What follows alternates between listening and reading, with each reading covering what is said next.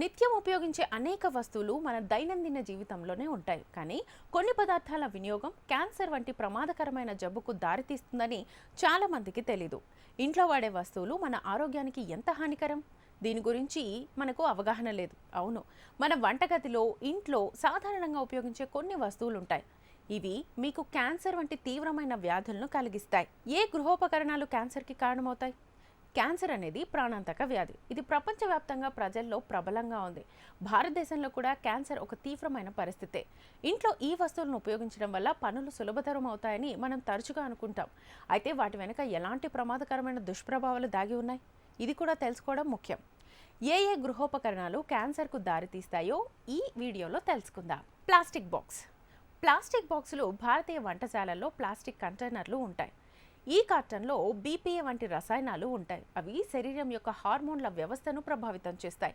ఈ డబ్బాలను ఎక్కువసేపు ఉంచడం వల్ల క్యాన్సర్ వచ్చే ప్రమాదం ఉంది. ముఖ్యంగా ఇది రొమ్ము క్యాన్సర్ ప్రమాదాన్ని పెంచుతుంది. కాబట్టి బీపీఏ రహిత కంటైనర్లు ఉపయోగించాలి. రెండోది డియోడ్రెంట్.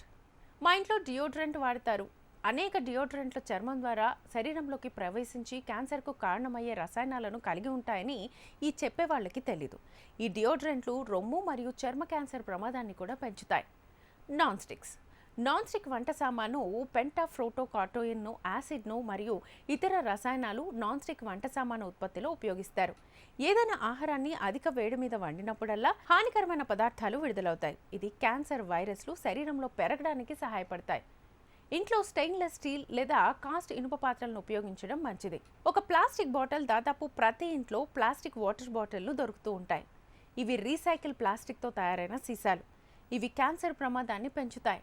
ప్లాస్టిక్ బాటిళ్లలోని నీటిని తాగడం వల్ల క్యాన్సర్ వస్తుంది. కొన్ని నివేదికలు ప్లాస్టిక్ సీసాలు లేదా పెట్టెలను నిల్వ చేయొచ్చు, కానీ వాటిని తినడం లేదా తాగడం ఆరోగ్యానికి హానికరం. ఇక శుద్ధి చేసిన నూనె. ఇది అనేక సార్లు వివిధ ప్రక్రియల ద్వారా వెళ్తూ ఉంటుంది. ఈ నూనెలో ఒమేగా-6 ఉంటుంది. ఇది శరీరంలో మంటను పెంచుతుంది. దీని అధిక వినియోగం క్యాన్సర్ మాత్రమే కాకుండా దీర్ఘకాలిక వ్యాధులను కూడా పెంచుతుంది. Aluminium foil. ఇది క్యాన్సర్కు కారణమవుతుంది.